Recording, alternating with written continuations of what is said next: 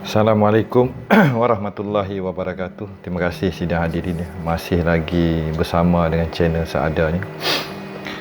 Baiklah, sambungan pada sidang kedua sejarah Melayu yang saya tambah perkataan pentas Sunda atau tanah sabda yang digaibkan itu.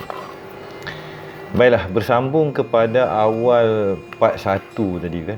Pada hari ini kita akan melihat daripada satu segi yang dikatakan kenapa sejarah kita ini hilang atau digaibkan. Saya ambil lakaran Atomic Cafe itu kan. Jadi kita kena melihat daripada beberapa sudut mikronya, apa benda yang mereka takut. Apakah sebenarnya yang menjadi ketakutan raja-raja, penguasa dan pemerintah dan empire di muka bumi? Pastilah yang ditakuti adalah kekuatannya itu, ketuhanannya itu dan juga cerdik atau keupayaan sebuah bangsa dan orang Melayu di pentas Sunda satu ketika dahulu. Jadi kita akan mulakan pada sidang petang ini dengan melihat ada tak fakta kenapa mereka takut pada orang kita. Saya kata ada. Kalau kita pergi kepada fakta pertama, orang pentas Sunda ni dia mistik. Dia andai diberikan dia ni merdeka, dia diberikan kebebasan sama macam American satu masa dahulu. Maksudnya kalau orang kita diberikan kebebasan bersuara, kebebasan mengenali diri, kebebasan menjadi paling maksimum. Dia masalah lah pada dunia. Sebab apa? Kita ni orang pelik. Orang Melayu ni orang pelik. Orang pentas Sunda ni dia pelik. Itu pasal kita katakan kita ada kekangan untuk menjadi Melayu yang penuh. Sebab bila jadi Melayu, dia kenal diri, kenal ketuhanan, dia ada kekuatan alam, dia ada kesaktian, dia ada kekebalan. Siapa nak bagi manusia yang ada baju kebal, yang tembak peluru tak habis, yang boleh lompat terbang terapung kan? Kesaktian mengenali diri. Yang kalau kita ambil dalam aliran agama dia kata apa tu? Jadi wali lah kan. Kalau 9 wali pun telah menggegarkan pentas Sunda, apa lagi kalau 1000 wali kan? Ini perumpamaan kan. Jadi kalau kita merujuk pada gambar depan ni kan, ini saya nak berselang-seli dengan sebuah cerita. Sebab nama pun ada masalah. Jadi ini Hazor excavation, mana penggalian on the Acropolis. Nampak nama tu El Kedah. Biasa LL ni kat Mesir kan. Tiba-tiba nama Kedah muncul. Jadi isu Kedah tu isu tamadun sebelum kelahiran Isa atau tamadun yang lebih tua, termasuk Perak Men itu tadi, termasuk pentas Sunda di tanah Melayu yang berangkaian dengan tapak-tapak, dikatakan gunung bunuh ke gua bunuh kan. Nama El Kedah tu terang kan. Tapi ini El Kedah ini di Timur Tengah sana. Jadi bila kita berbalik dekat kitab-kitab Hebrew ataupun pengkaji sejarah Timur Tengah, muncul nama Tel El Kedah, Kelas, Kalah, Kailah, Kelah, Kelah, dan ada kat situ kita kata Makedahnya tadi, Makkah, Maka, Kedah, Makkah, Kedah, Kelah, Kalah, Kilas, kan.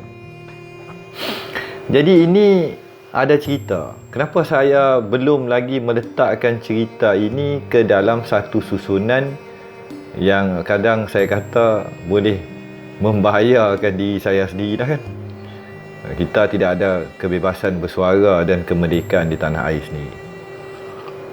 Sebagai orang Melayu, kita tidak bebas mengamalkan, menyatakan dan menjadi orang Melayu di tanah Melayu sendiri ketika ni kan. Jadi kita tengok perkataan tu. But these 5 king lari. Dia kata 5 raja lari. Maka mereka menyorok di gua di Makedah. Jadi diberitakan kepada Joshua. Jadi perlambangan cerita sejarah Makedah, Kedah atau Kelah atau Kalah ni ditutup. Pintu gua ditutup dan 5 raja asal lari. Adakah ini merujuk kepada sejarah? Sejarah tersisanya nama-nama pentas Sunda di Timur Tengah.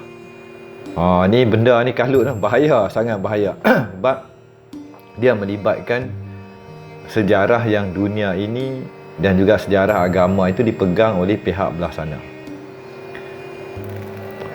Jadi kita di akhir zaman ni umpama insan-insan yang kerdil, dikelilingi oleh gergasi-gergasi bermata merah yang sudah hilang bersama dengan Ar-Rahman Ar-Rahim. Dan tidak ada kasih dalam hati mereka.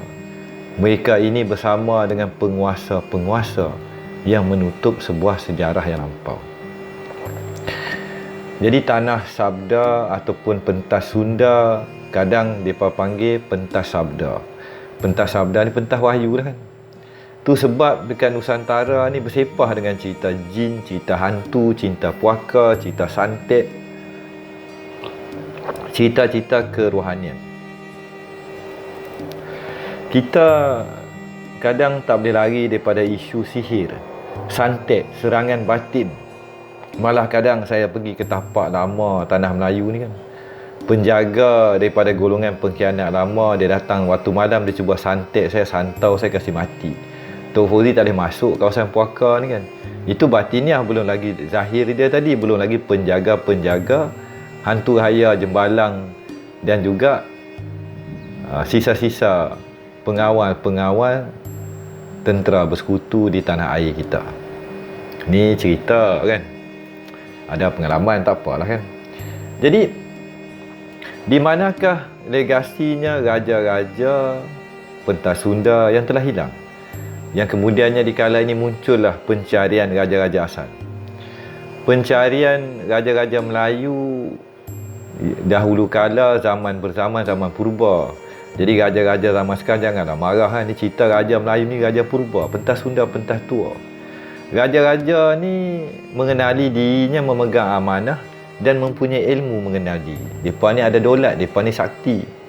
Kita kutuk mereka, jadi kita muntah darah kan. Kerana gelombang yang mereka pakai itu menjadi penampan.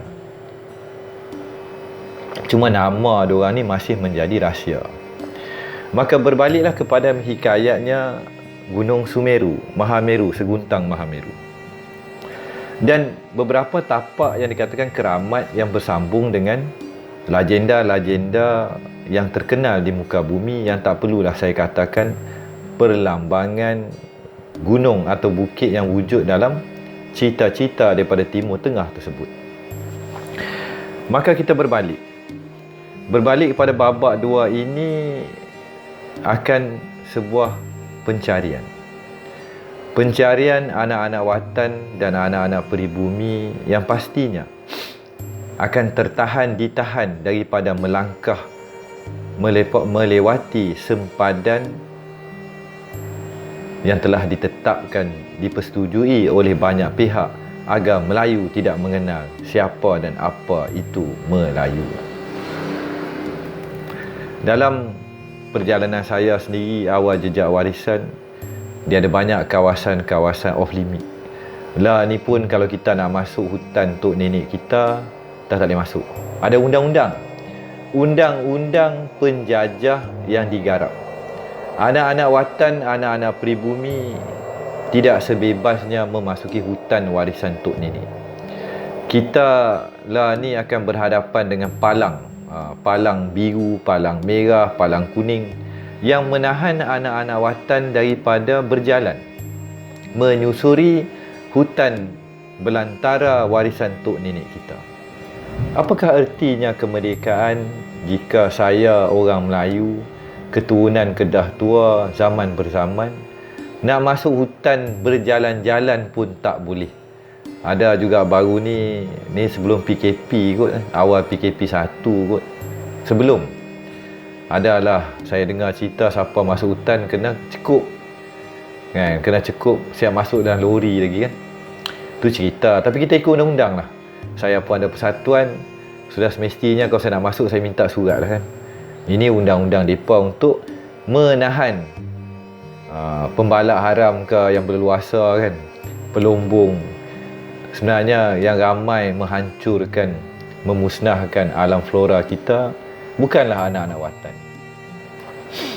Kerana anak-anak watan, kita ada kasih sayang. Kita rasa nak tebang pokok balak, menghancurkan hutan belantara warisan tok nenek kita ni umpama melukakan ibu bonda pertiwi. Tapi bagi orang luar, mereka tak peduli.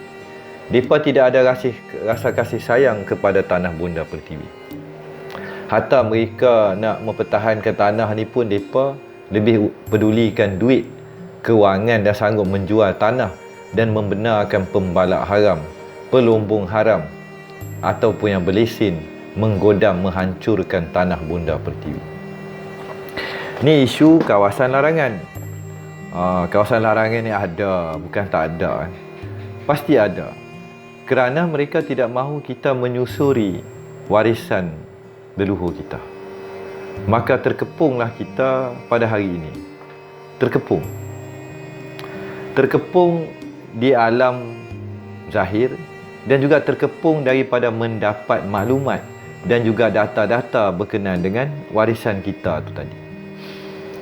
Maka kita yang hidup di dalam kepungan bangkit daripada tumbangnya warisan kita, kita lah ni semakin terhimpit. Kerana kemerdekaannya sebagai orang Melayu, pada saya pada petang ni tidak ada. Kebebasan bersuara di tanah air sendiri tidak ada. Kebebasan menuntut keadilan atau didengari tidak ada. Kebebasan ataupun hak untuk kita memakai kembali tanjak dan pakaian warisan kita, adat istiadat, malah mengamalkan adat istiadat kita pun kita dipandang seru. Kita umpama jika hantar surat kita mereka baling dalam tong sampah. Kita nak minta tanah, kalau tak ada duit nak sogok, nak jumpa ketua-ketua kita sampai yang paling tinggi, orang asing boleh datang bawa duit berjuta, bagi macam-macam, mereka buka pintu kepimpinan mereka seluas-luasnya.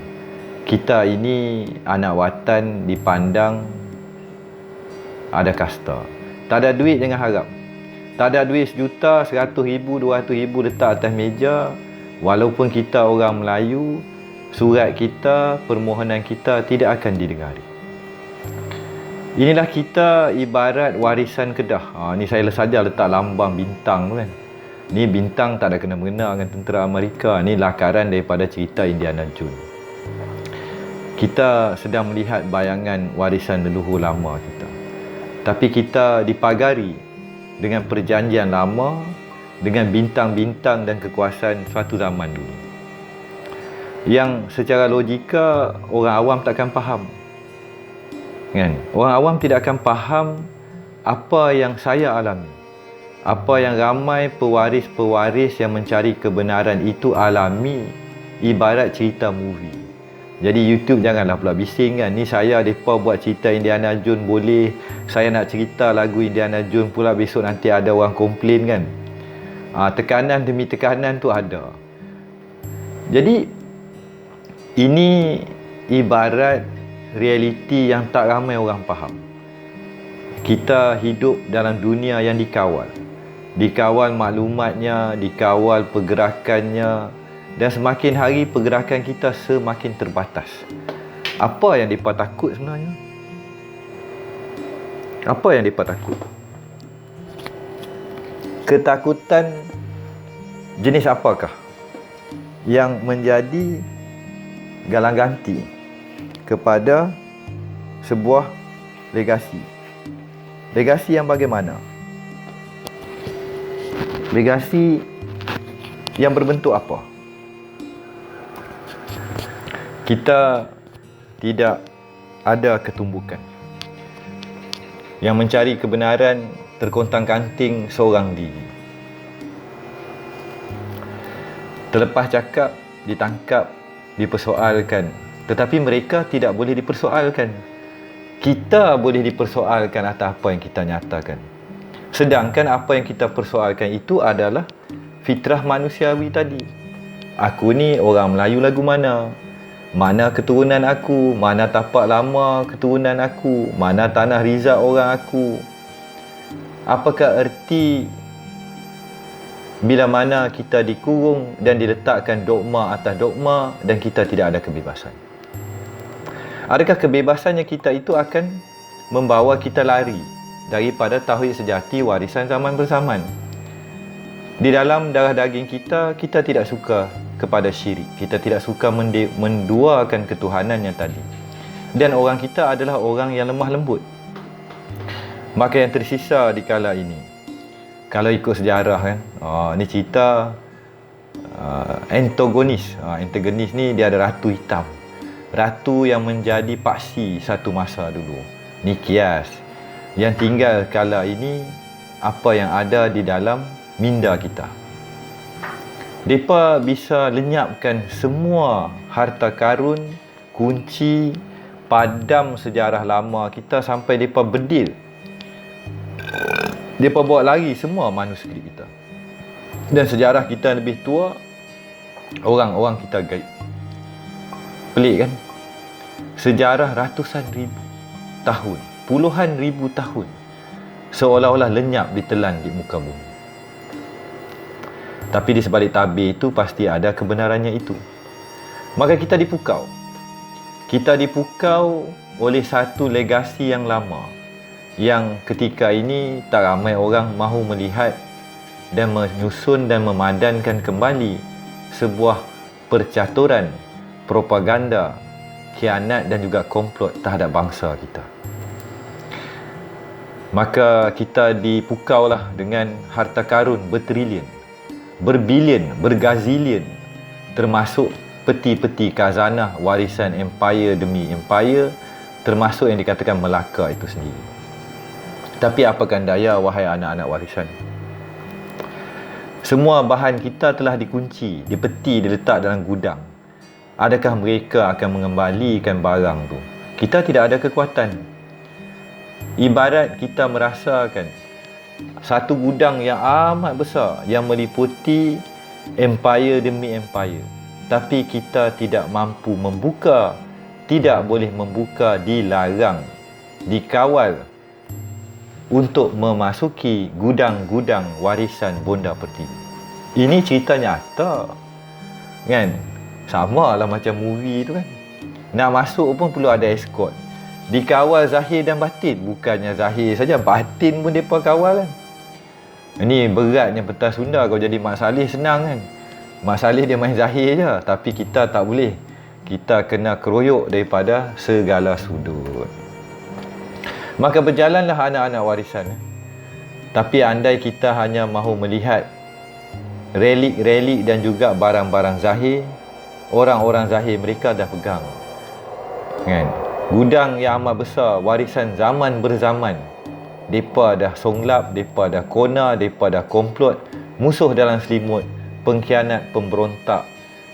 Bukan pemberontak lah, pendahaka di kalangan kita terlalu ramai. Maka inilah kenangan sebuah cerita. Maka kita melihatlah. Maka kita perlulah pandai dan cerdik memilih jalan mana yang hendak kita ambil. Jalan mengejar mengambil kembali harta khazanah, emas, karun, perak dan segala khazanah telah mereka godam dan menjadikan mereka kaya raya memegang dunia ketika ini. Inilah kadang saya melihat daripada sejarah perbankannya, daripada sejarah Singapuranya, Peningnya, timah, tembaga, logam, tantalum, segala mineral dan kayu kayan pentas Sunda dan tanah Melayu dan juga Borneo itu sendiri yang telah diguna pakai ratusan tahun mengkayakan beberapa pihak. Maka kita anak-anak warisan sendiri boleh lihat orang-orang kita kaya ke? Baru ni KWSP dilepaskan. Ada juga orang disebabkan pandemik ini akan habis mengguna pakai KWSP dia. Maka apakah sisa-sisa faedah dan harta karun yang telah dikembalikan? Apakah ertinya kemerdekaan kita yang kita tidak diwakili suatu masa dahulu dan kini kita melarat di bumi sendiri? Berjalan, melihat, merenung, mengenang warisan empire tok nenek kita. Kita sedih dan pilu. Kita tertahan. Dan dalam mereka menahan warisan sejarah, malah cerita itu sendiri, apakan daya kita. Dan di sebalik tirai itu wujudnya sosok. Sosok yang mengawal dan telah menjadi dikatakan pengurusi kepada sebuah konglomerat bermula daripada Syarikat Hindia Timur, VOC dan 3 paksi yang pernah mengawal dan kemudiannya melepaskan kemerdekaan kepada negara-negara yang telah kalah. Maka mereka menyimpan, mereka menyorok dan meletakkan tanda keep off, jangan campur urusan ni wahai anak-anak warisan. Bila kita melihat akan cerita peti-peti sejarah Melayu yang seperti biasa dikawal dan telah tumbang dan kalahnya barisan pejuang-pejuang kita. Malah kalau kita katakan, ada tak tugu Mat Kilau? Ada tak tugu Moyang Saleh? Ada tak tugu pejuang-pejuang termasuk Tan Lela Setia? Adakah tugu pejuang-pejuang dan warisan leluhur kita di tanah air kita sendiri? Bisa saja kita cari perkataan tugu kan, atau memori perjuangan bangsa kita, ada tak? Sendiri boleh jawab, sendiri boleh fikir. Dan akhirnya siapakah yang mereka hormati setiap kali mereka datang dan mengenang akan pengorbanan perjuangan leluhur kita? Tak ada bagi saya kan. Kesian. Ini lagi terang, lagi bersuluh di dalam cerah. Gambaran sebuah kekalahan. Maka harta karun, sejarah dan cerita yang dibawa lagi dan dikawal hingga kini. Dan adakah pihak yang menuntut? Menuntut dengan kepimpinan kita sendiri. Menuntut dengan orang kita sendiri. Jauh api daripada panggang. Mereka lebih suka mendendangkan cerita politik, memperjuangkan hak Melayu. Tetapi hak Melayu yang wayang, isi dan jantung dan intipati kepada nilai warisan bangsa kita ini, siapakah yang perjuangkan dia? Siapakah yang memperjuangkan?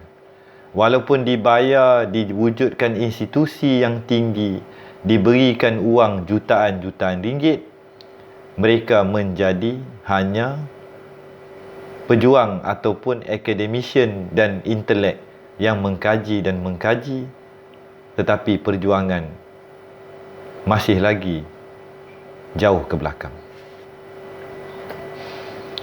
Maka di akhir sidang video ini, kita melihat, kita merenung akan tembok-tembok dan juga batu sempadan yang telah mereka letakkan kepada saya sendiri pada satu masa dahulu. Maka pulanglah saya ke tanah air. Ulang lagi sekali kan, tak suka tak apalah kan. Ni kata flashback. Flashback ni merenung. Satu masa dulu saya pernah ada di Grand Canyon. Saya pernah pergi ke kawasan dikatakan Grand Canyon, Arizona dan Texas. Bumi Amerika amat luas. Ada rasa bebas, ada rasa merdeka. Di tanah air saya sendiri, saya tidak bisa bebas memasuki hutan warisan tok nenek saya. Pilu dan sedih mengenang warisan kita. Kalau di di Amerika ada Apache ataupun penduduk peribumi dengan reservation mereka, tanah rizab diorang kan, mereka bebas mengamalkan adat istiadat budaya mereka. Tapi di sini tidak ada. Kadang kita lihat Pulau Misa, perkampungan budaya orang Melayu pun tu mereka kumpul duit sama mereka. Kita tidak ada lagi tanah, yang tersisa banjaran titi wangsa. Hutan belukar dan kebanyakan di tepi kaki gunung atau bukit telah diambil atau dialibabakan warisannya kita, orangnya kita, dan ketika ini kemelut politik yang sedang berlaku. Keadaan amat meruncing. Keadaan amat meruncing, wahai anak-anak warisan. Maka kita bakal bersambung dalam babak ketiganya nanti. Wabillahi taufiq wa hidayah. Assalamualaikum warahmatullahi wabarakatuh.